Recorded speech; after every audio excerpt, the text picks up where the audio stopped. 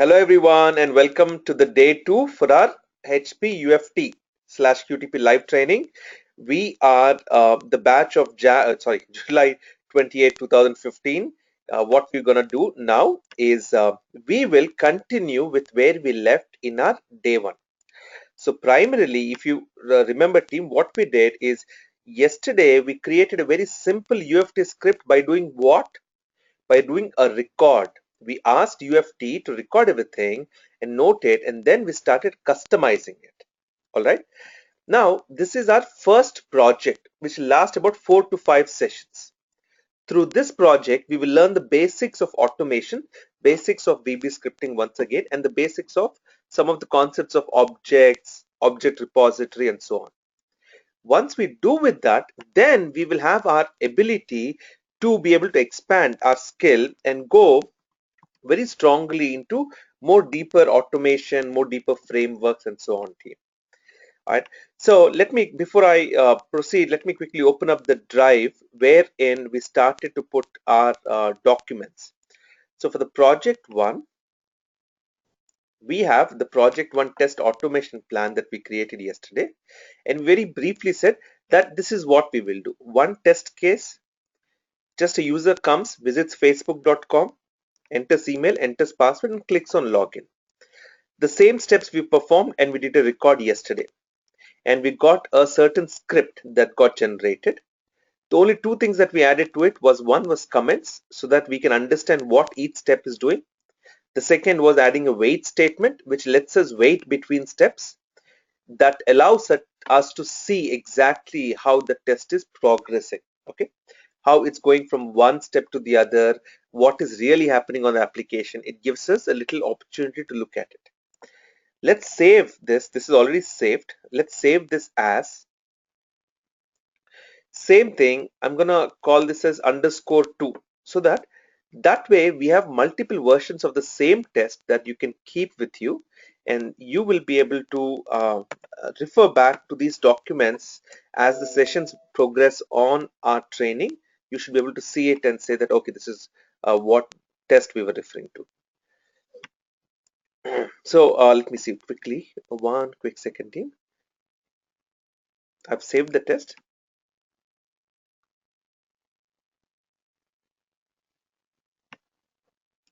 And action. Okay, so here is where we left the entire automation script. So just to get an idea of what this automation script does, I'm going to run it. Yesterday we did a record once, and then we started running it a few times with a little bit of modification. Today we'll try and understand the code as well, what each one does. We'll also try and open up the object repository and see how it works. All right. So as you see on the left side is the actual application which is getting executed, and the UFT which is getting executed, and on the right side, I'm sorry, I mixed up the windows a little bit. Let me try and realign them so it'll be easy for you to look at. Okay, so left side is UFT. What's UFT? Unified Functional Testing Tool. That is nothing but the earlier so-called QuickTest Professional. It is the same tool with a new name. On the left side, that's what we see with the script that we did yesterday. On the right side is the IE browser through which we are able to look at what it will do once we start running it. Now, if you notice team, each time I am having to physically go in and open up Internet Explorer, and then it is performing this activities. My script, which is the automation, which is not opening up IE.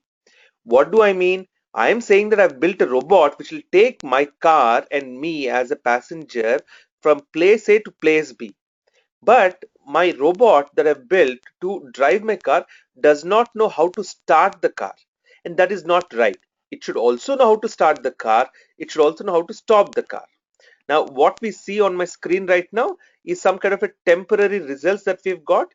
We will not look at the results or testing yet. Why? If you remember, we spoke about the whole idea of learning automation testing, and we will spend our maximum time in trying to learn automation, not to test. Testing is going to be more like a switch on and switch off towards the end. It's going to be a very easy concept.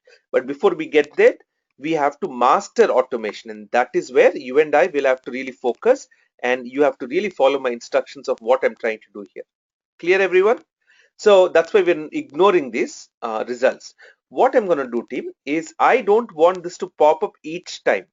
It is good. It is telling me how much time it took and what tool is it, what is the test flow, how did each and every action run. All of this information it is showing me. I am yet to get there. Rather, we are yet to get there, and this is not of concern for us right now. Now, what I can do is I can go to tools. All of you should observe this, team. Go to tools, click on options, and it will show you the different options that it will do when it is executing or when you're managing tests. Remember, I said yesterday that we see comments as green, some wait statement as dark, bold, blue, and so on. All that is part of a text editor. So if you click on text editor here and click on fonts and colors, it will tell you exactly how it is trying to load up for different types of commands. Okay, so selected text, how will it look, line numbers, bracket highlights, all of this information is decided here. So if I talk about VBScript, okay, now let's say comment, if you see this foreground color is green, background color is so and so, it is italic, it is not bold. Do you see this, team?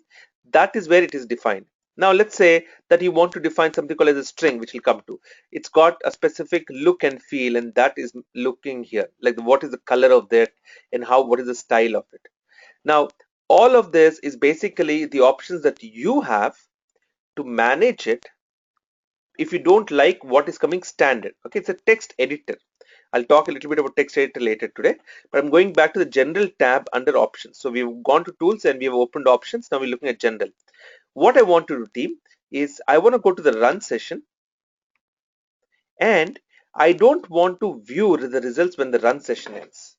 What does it mean? When I run, which is nothing but executing an automation script, at the end I don't want to see this kind of a report right now, not yet.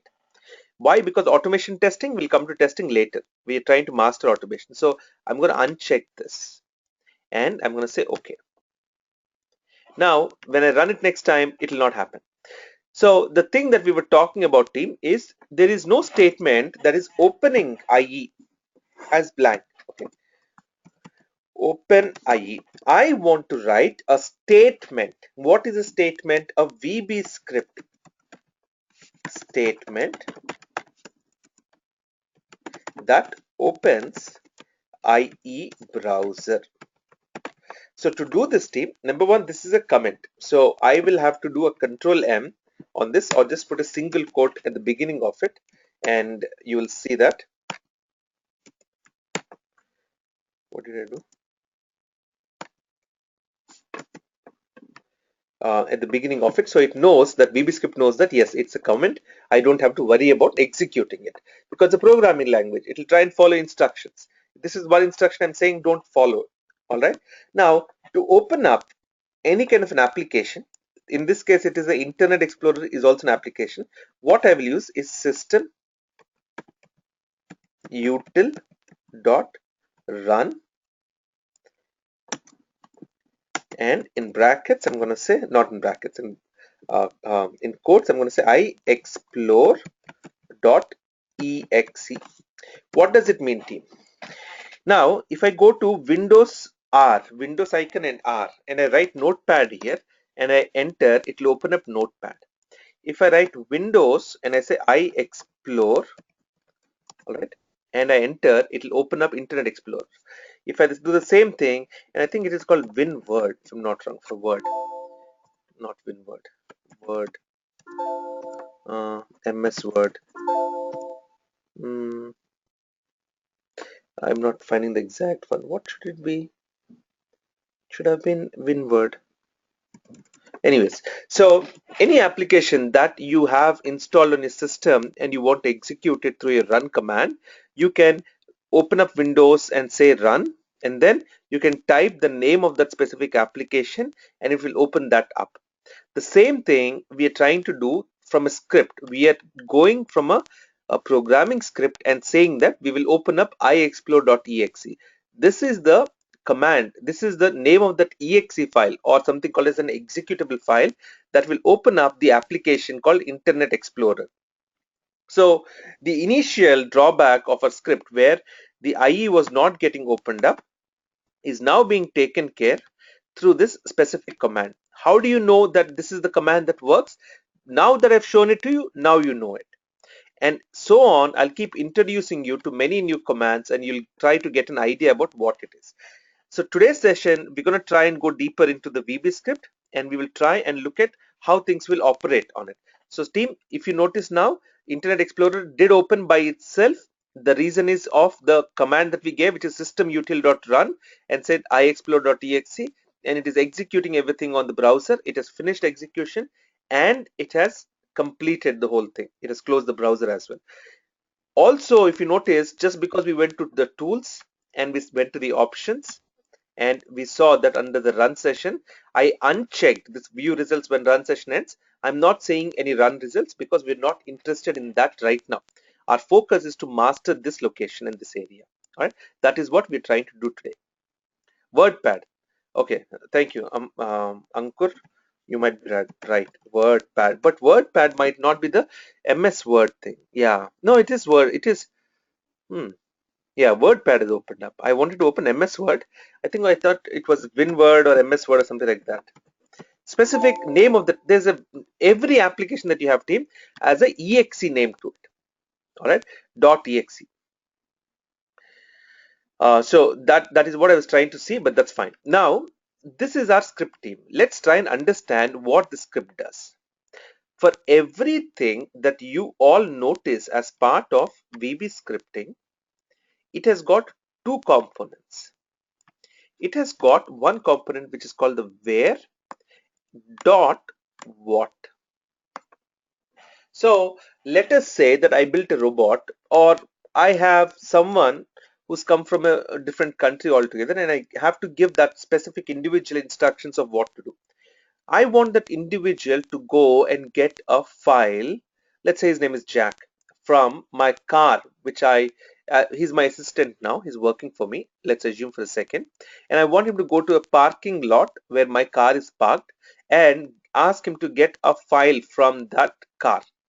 So what should I say? Number one, I should say, what is the parking lot? Which floor? Or let's say I should say P3, and I'll say go. Sorry, this is P team, it's not R, but P3 dot, I'll say go. Go to P3 location.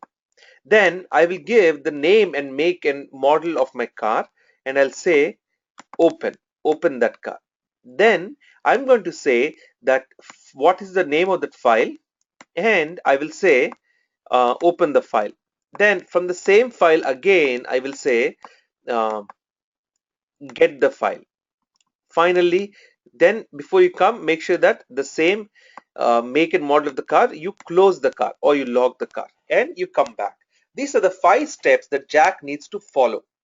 So everything that we do has 2 portions to it, where we have to perform a specific activity and what is that activity that we all have to perform. I'm saying P3, that is where. Go there, that is the activity. My make and model of the car, that is the where. I'm saying how to identify the car. And then open that car is the activity that we perform or the method that we perform. Same thing with the file. It is the identification of the file. There may be many files. How do you identify that file? And what do? You open it. Then you get the file. Then you close the car or you lock the car. This is how you identify what are the different steps that one needs to take when they're executing all these statements. All right.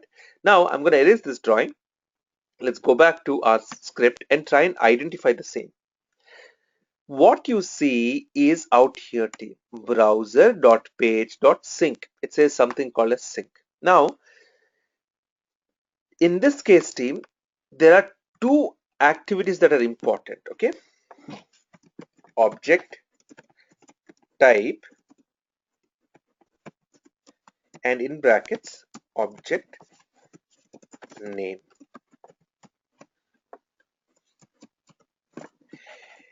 Every statement is trying to identify what is the type of an object and what is the name for it. So I am saying that Open the car. Car is the type of an object, but there could be so many cars in the parking lot. How do you identify one specific car? Either by using the license plate number, the make model so that it is easy to identify, or the VIN number, and so on. That is how you identify one. What UFT does is it uses something called as an object repository to identify everything as objects and store it in a specific place. Now, let's look at this application team, which is Internet Explorer. And let's go to Facebook in this, okay? So team, this is nothing but a overview of all the preliminary prerequisites videos that I've asked you to go through. I'm repeating it because while I know a lot of you must have put in effort, I just want to make sure that you all get the fundamentals and we're not skipping them. Then we'll try and increase the speed. You and I use our eyes visually to see this application. We can see exactly what is where. This is the overall IE browser. Very good. In that, we see Facebook logo on the top left. Very good. We see a text here. Very good. We see an icon or an image here and some kind of brief overview of what Facebook does. All this is good. Signing in, signing up, all this information also there. Excellent. This is what Facebook intended to show us. Now, you and I can see as human beings visually all of this information. But how does a layman or a lay thing like a automation tool, which is unified functional testing tool, identify all of this? It has to note some information about these things in a specific place, and so that it can call it whenever it wants to. It's like a small notebook that it tries to start putting all the information and details about this application. That specific notebook or a record that UFT maintains is something called as the object repository. For us, visually we can see, I know where the logo is. I know where the user login is. I know where the password can be entered and where the login is. But UFT cannot. It is blind. It is absolutely blind. It has to look at the application using the HTML behind it to understand, and we'll go deeper into it as we continue forward with the sessions. But right now, whatever it does, it tries to note it down in this specific area, and that is something called as test objects team.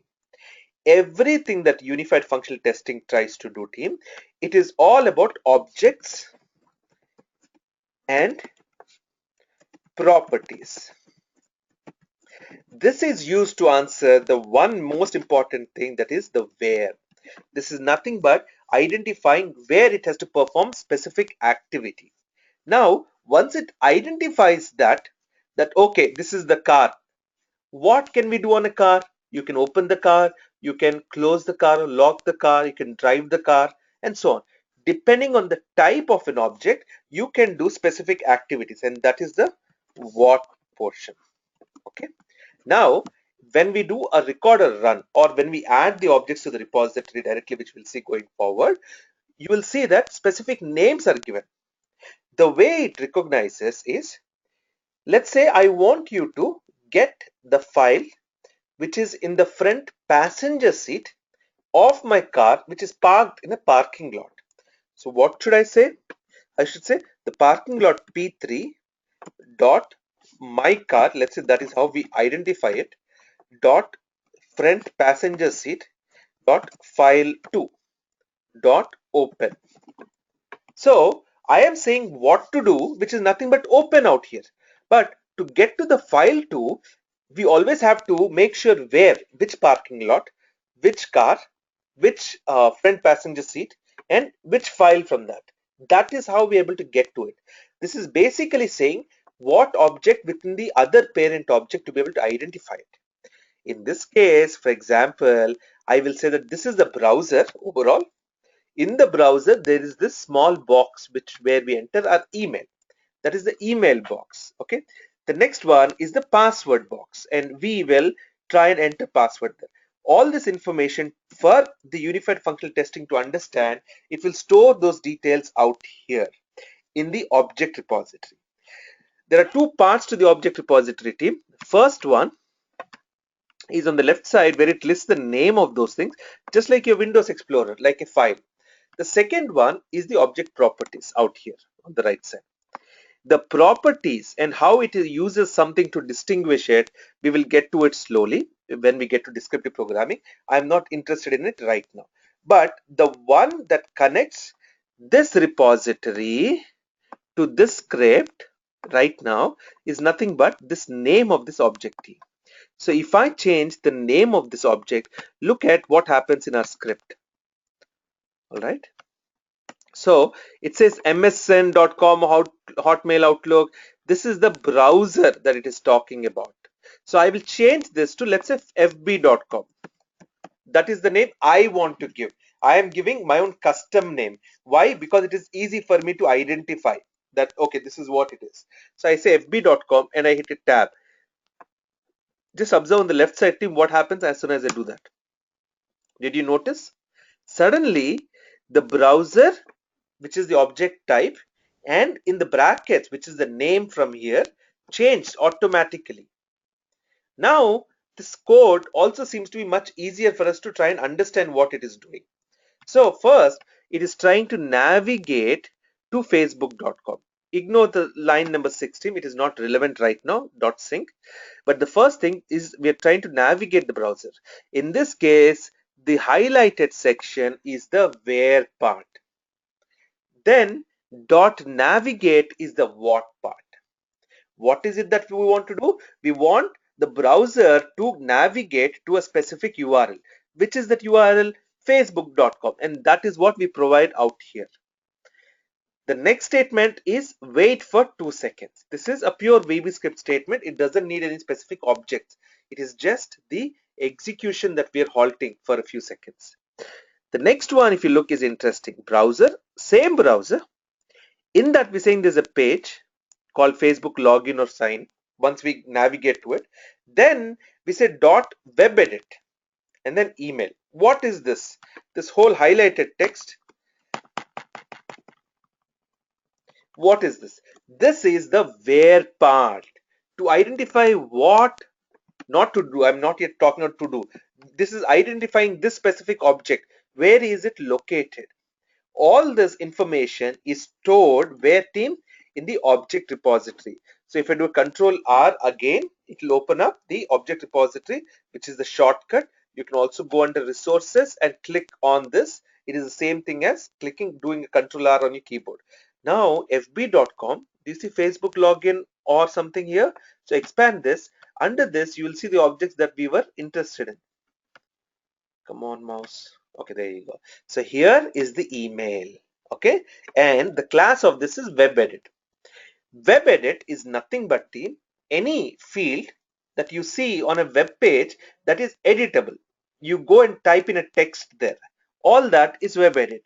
As an example, if you look at here, this is WebEdit, this is WebEdit. This is a button. This is a checkbox. This is a link. This is a WebEdit, WebEdit, WebEdit, WebEdit. This drop down, this radio button, this is button again. All of these are different types of the object. Like what? In my car, I have a dashboard, I have a steering, I have a gear, I have a handbrake, I have seats, I have files in it. All of these are different components in my car. So they are like the child objects for the car.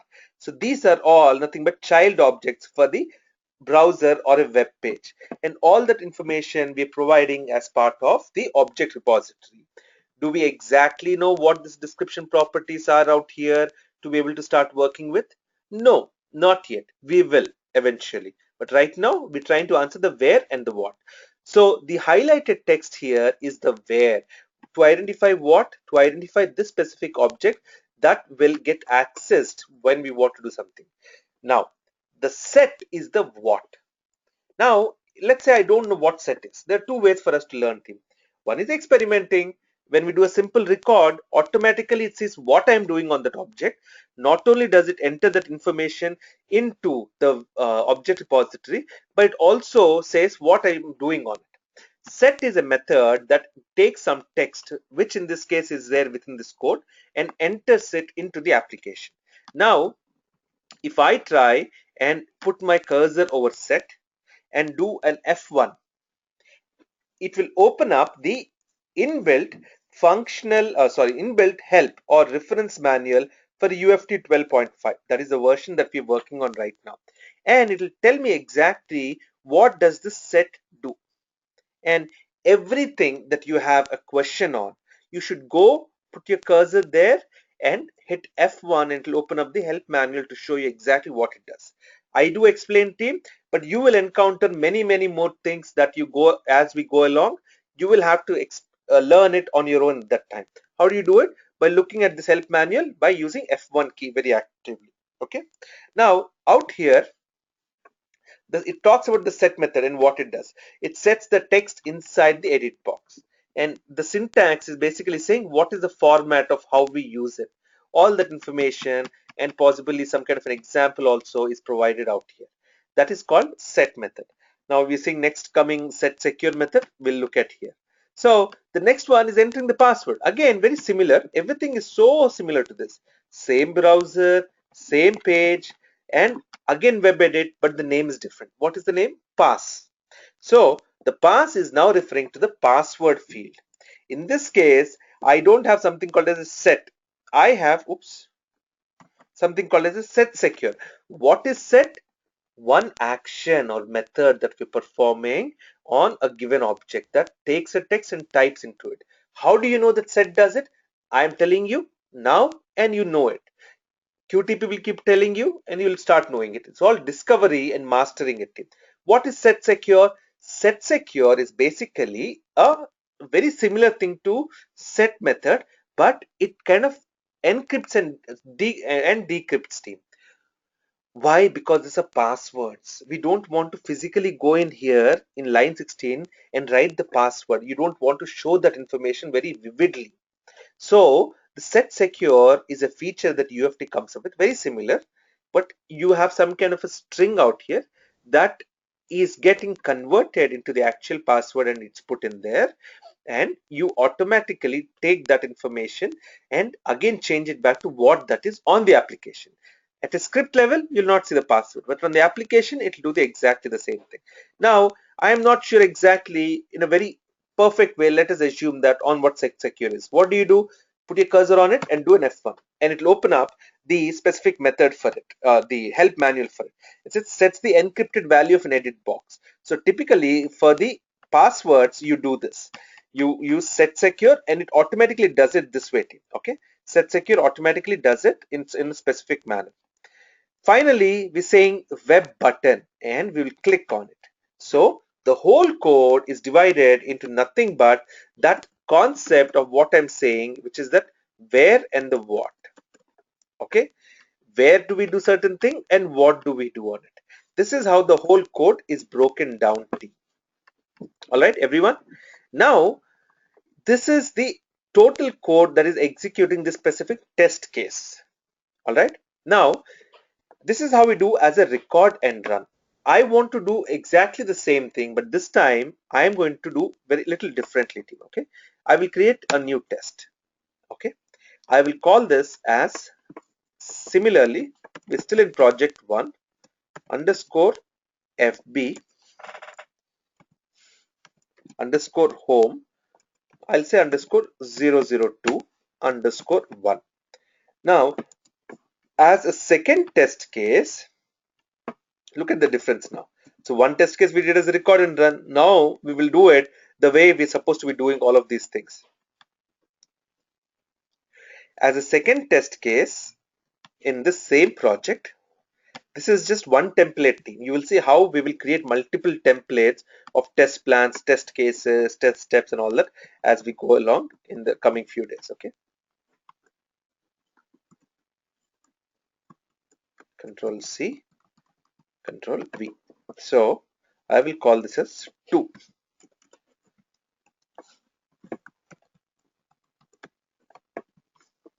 Okay, here instead of user login, I'll say user registration. Everyone with me so far, team? You're getting what I'm saying?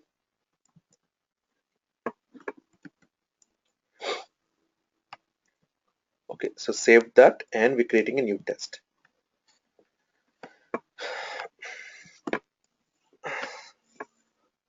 Okay, so this is the sign up portion where I enter first name, I enter email, and I'll click on sign up. These are 3 steps, team, I'm going to do. Okay, it will not do the complete registration, but because it'll ask me what is the last name, it'll ask me to re-enter email, the password, birthday, and so on. But that is fine. I'm not interested in the entire big test scenario right now. Just 3-4 steps I want to execute. But I want to see how we do it in UFT. Now, the way we approach these scenarios in real life is this: or UHP UFT automation test steps. First thing is we identify the test case / scenario. What is it that we want to do? Second is expand on the test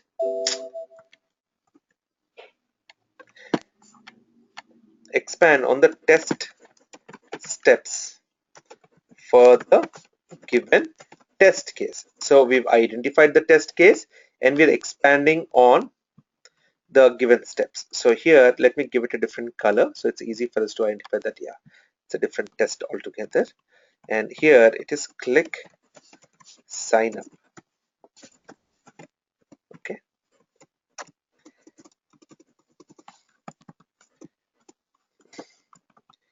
Three, identify and add the objects for each step into the object repository, which is nothing but ROR.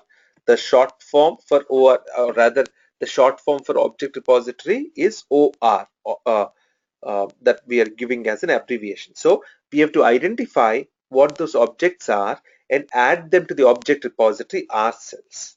Next, step 4 is write the custom VBScript that will execute the corresponding test steps. 5. Run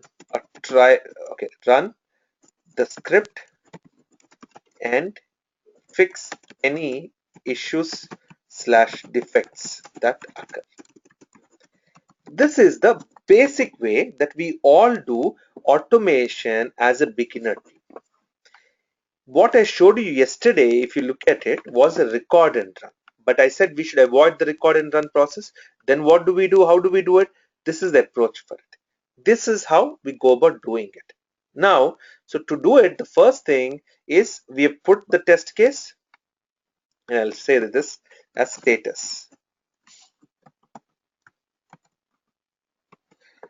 This keyboard is really troubling me, team. Anytime I switch from a Mac to a different keyboard, it always has an issue because Control Alt, everything is switched and so on.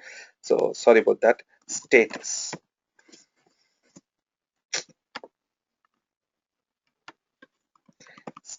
So have we identified the test case and scenario? Yes. So this is done. Have we expanded the test case into different steps? Yes, this is also done. Identify and add the objects for each step? No, no, and no. We have not yet done these 3 steps.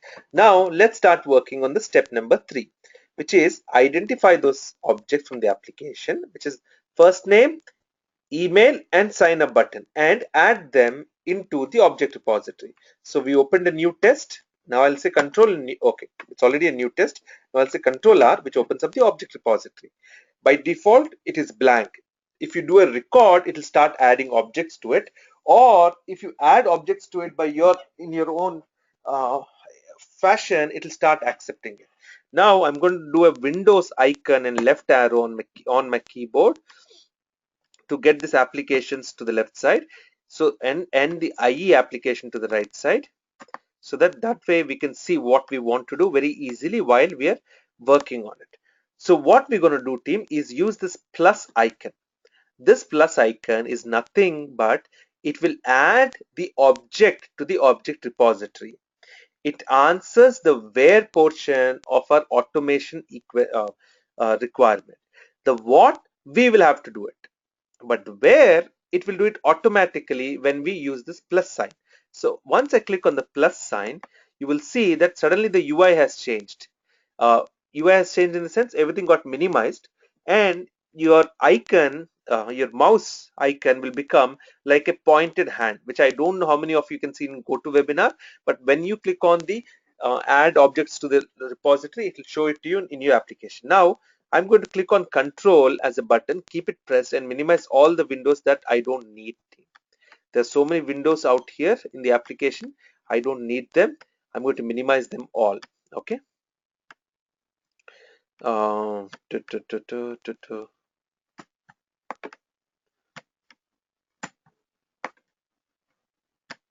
And here, and now I will release the control icon key and then click on the first name. What it does, team, as soon as I say OK, it will add not only the WebEdit field first name, but it will say that, hey, it is in the browser, the page, and then the WebEdit. So that complete list of information. So it's like going to Jack, my assistant, and showing him where my car. Jack doesn't note just where my car is, but Jack also notes where in the parking lot, which floor, which level, which parking lot. All that information Jack is storing. That is how this specific tool is storing the information, team. Okay. Now let me see if there are any quick questions before I progress further, because just been going as a monologue. I'm assuming, team, right now we're all fine. There are not many questions that have come up. Another 5 minutes, we'll end today's session. I will start taking a few questions, and you will see, team, as we get towards the end of the project is when you will become very comfortable with all those concepts and things that I'm showing out here. Okay. So here it is called Facebook login or sign. That's the name of the browser, name of the page, and first name. The first thing, this, okay, here is where we will try and do the steps a little bit more. Okay. Control C, control, come on.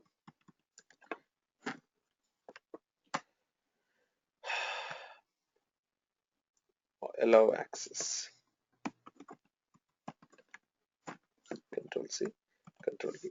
This is step 4, 5, and 6. So as a step 4 in between the earlier 3 and 4, I will say rename objects to suit your need. Now this is a very important step, team. We're adding the objects. I'll say this is in progress. And renaming the objects is basically saying that we want to give our own names the way we want. For this web edit, first name seems logical, and that is fine. Here, what I will do for the browser is I will call this browser as IE. Okay, I'll just call it the name I'm giving to this. Instead of saying Facebook or MSN or so on, I'll just call it as IE.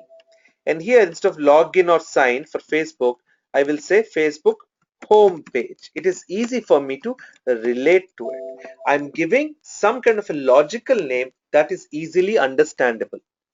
When we ask UFT to add that name automatically to the repository, it gives its own logical name. It's called as a logical name.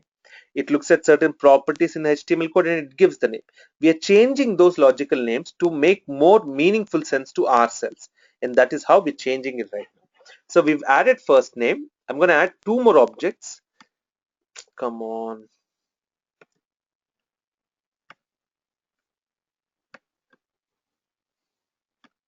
Now if you see on the same browser, same page, it is added email or mobile number.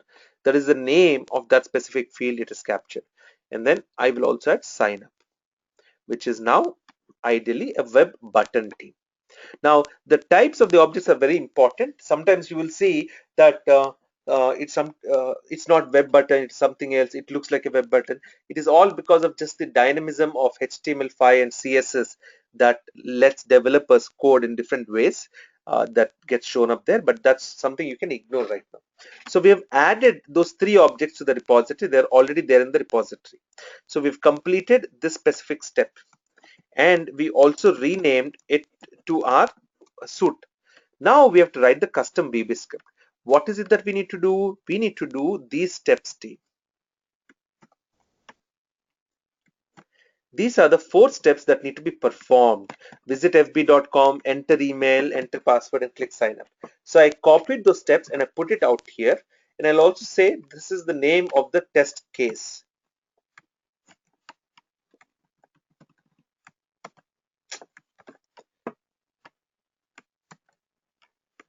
Come on.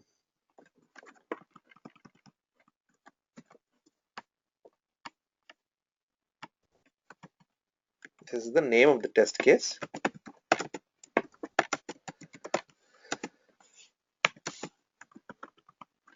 Control M. And now we visit facebook.com. Then we enter email. Then we enter password. And we click on sign. These are the 4 steps that we need to do. So first step, how do we visit facebook.com? Did you all learn that instruction from any previous trainings or tutorials that I've done so far, team? This you should have already seen. We in fact did it today. How do we open up Internet Explorer and how do I go to a specific website?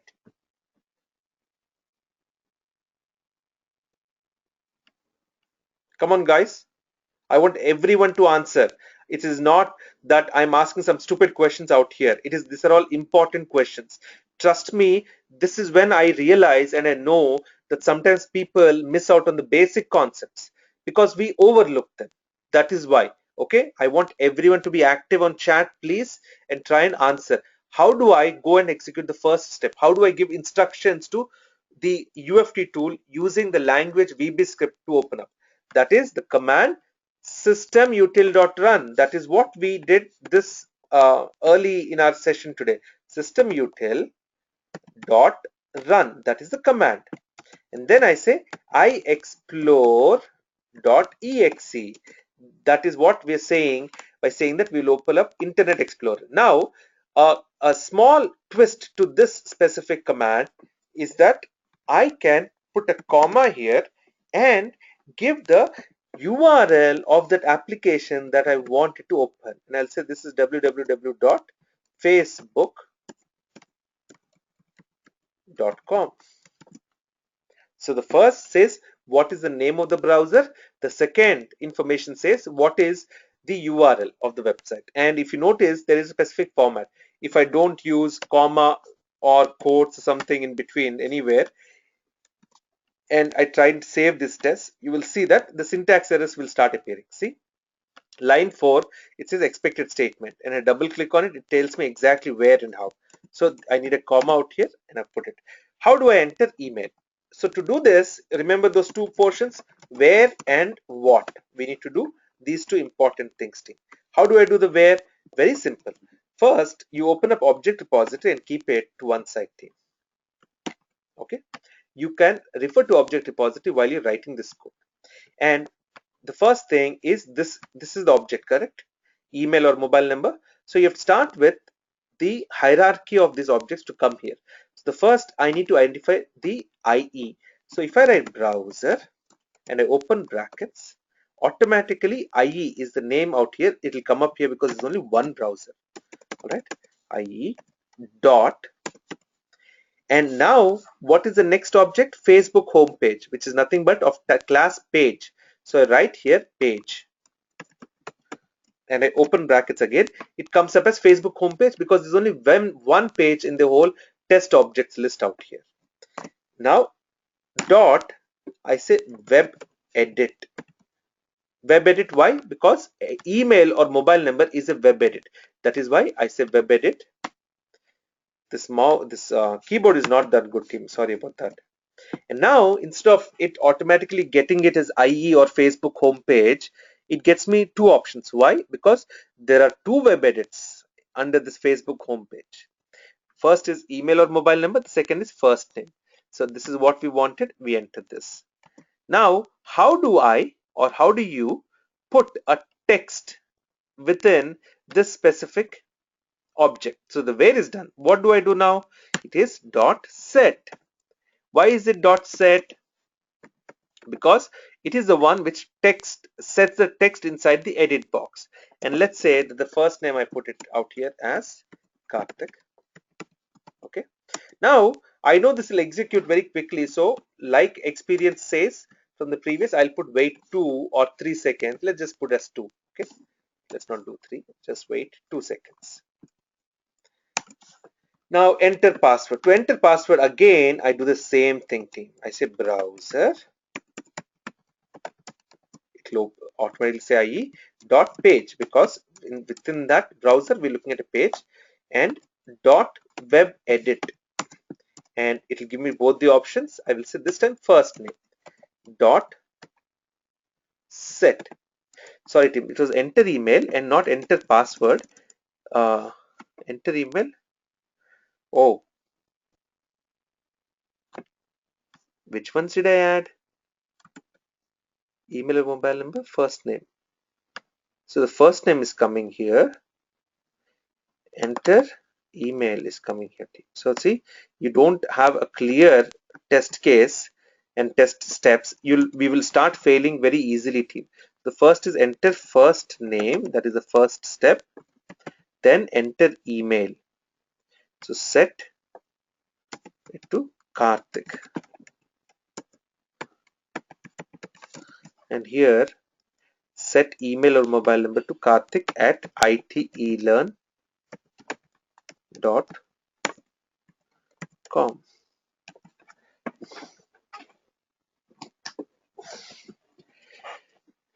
Enter first name, enter email. Let's also correct it here because our information should be very correct. Our test case that we do. Enter first name, enter email. Okay, these are the steps that we need. So enter first name, enter email. Now we have to click on sign up. This is wait.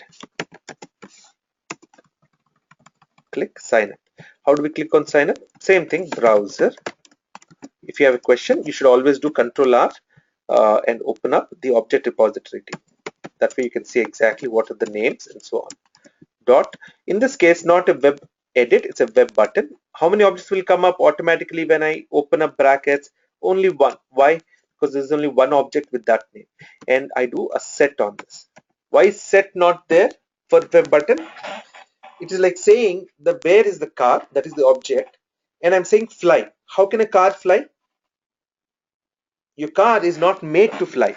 So depending on the type of the object, team, which we will go deeper in our day 3 and so on, the activities or the methods that you can perform on them changes. So you can't perform the same activities or the same things on that given object. Okay, it becomes very important for you to try and make sure that depending on the type of the object, what you do on that object also is decided. Okay, so here it's a web button. We don't do a set on it. What do we do on that? Then we do a click on it. So we click on that object, and finally we can also close the browser if we want. How do we close the browser? First I'll say browser. It will automatically say IE is the name of it. Dot close. See, it will get automatically that specific step. So we're going to wait in between each step for 2 seconds. That way it's easy. So now we have given a different approach to the whole thing. The first day we did a record and run. Why? Because we wanted to see how it is done and how QTP identifies it. The second day we started writing our own custom automation script by going through all of this information. Sorry team, I've opened up facebook.com, but do you see this? There's a confusion here. It opens up one browser, but it works on some other browser. So make sure that your IE is closed, team, always before you do an execution, because it will open up multiple windows and it will get confused as to on which window it should do. So I've closed all the windows and I'm reopening it. Now I've entered first name, we've entered email, we click on sign up, and we get those issues saying that, hey, you didn't enter last name, you didn't enter this, and so on. So this is the test case that we did.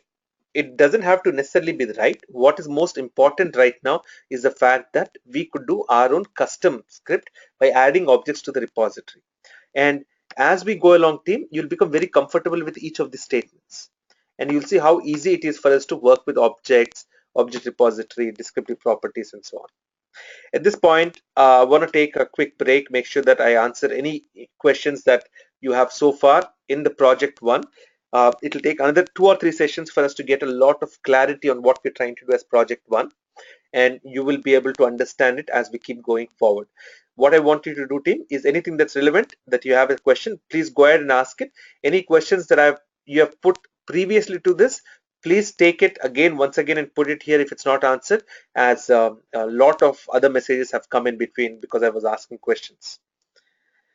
I missed the first class. Yeah, so Cam, I will not guide you exactly what to do. I want you to go to the website. You'll find the video for day one there, and I want you to learn from it. I'm quickly showing you where you'll find it. So go on to the ITeLearn website and go under events. You will see UFT Live Training because it's an ongoing session. You'll find it out here. There are also the other sessions that we're having right now. Those are the ones there, but you're looking at UFT Live Training. And here you should be able to find the orientation session. That is the one which we did, and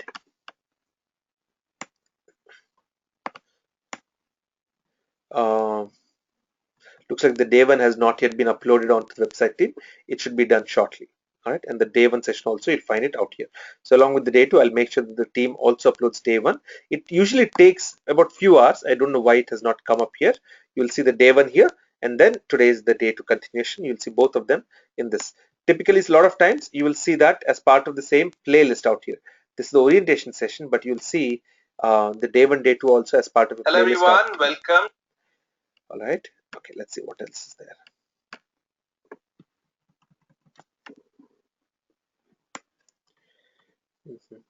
I'm quickly trying to go through some of the questions, team, to see, make sure that object type and object class are the same things. Yes, they are the same thing, Suparna. And I have not really gone in depth of objects, their properties and their methods yet. We will be doing it. Jasmine, a lot of portion I don't understand today because of the bad quality of voice. So many times your voice is what is it?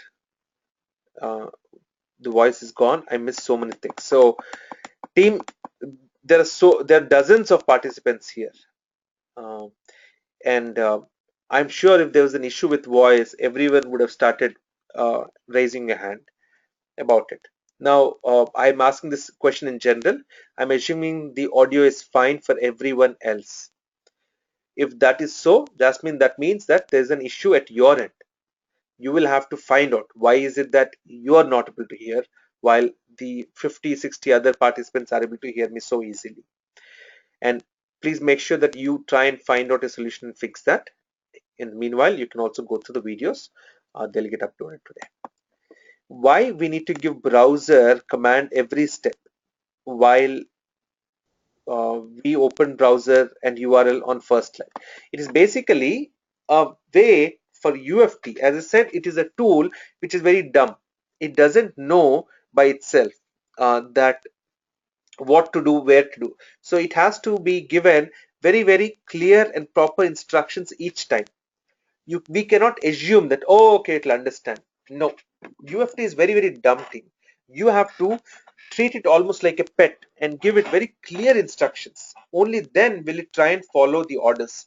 That is why we have to give explicitly what it has to do very clearly.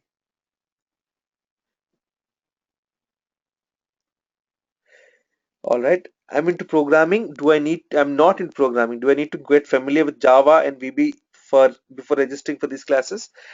As a fundamentals, number one, you don't need Java team for UFT. You need VB scripting. Second is 95% of my audience who come and attend the sessions have no programming knowledge whatsoever. So whatever you need is covered as part of it.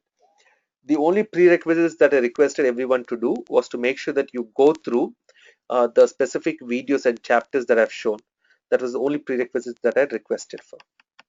Apart from that, everything else was fine.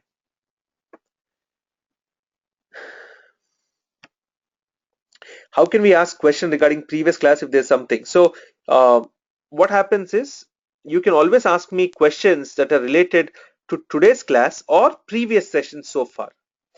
What I don't want you to do is ask me a question of a topic which is coming in future, because others may not be able to understand it, and that is why I may not be able to answer it. But whatever we have covered so far, anytime you can ask a question about it. All right, that way. So if you have any questions, we can always do it. Can we change the project from Facebook to mortgagecalculator.com? Harita, we will, as a project too, we will do that. We will do a data-driven framework on something like that. That will become easier. Do I have to download the UFT tool? I'm just confused about this. So Cam, you will have to download it. I've showed it even in the previous session, and also as part of welcome pack, you will see the instructions coming from the team. But day one, once you play it, you will see how you can do it. Is the Google Drive shared to all of us, and how do I access it? It is not shared. I don't intend to share it also, team.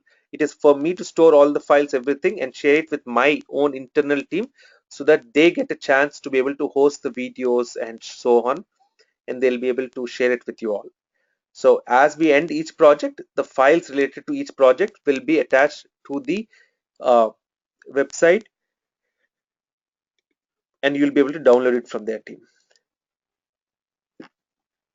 What are the other examples of objects other than browser in real-time testing?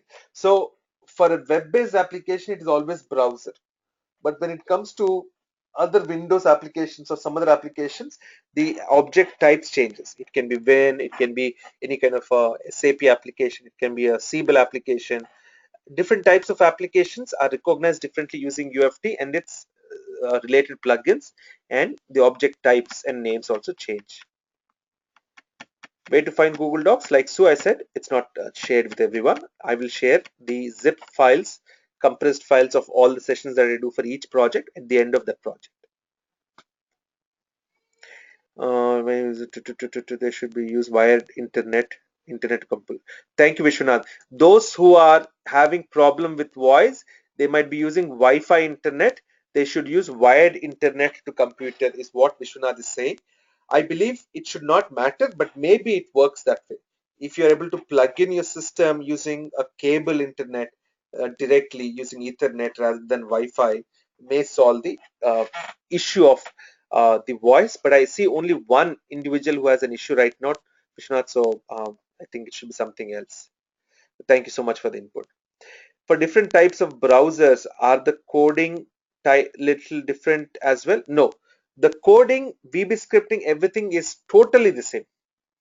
Everything is going to remain the same. It's just the name of that object, class, or type that changes.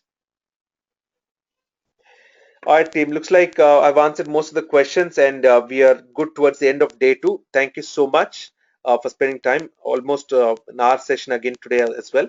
I will see you again on Thursday for day 3. Look at the schedule that comes up as part of the go-to webinar for you to be able to identify and attend when is the session, what is the next session, and so on. So all those things will there in go-to webinar, and you'll also keep getting the emails corresponding to any kind of a communication of timings and so on. So please refer to it for the next sessions. Thank you all. Thank you so much. I will make sure that in the next few hours, the day 1 and day 2 are both uploaded onto the web page and accessible for you all. Take care all. Thank you so much. Bye then. Bye everyone. Thank you.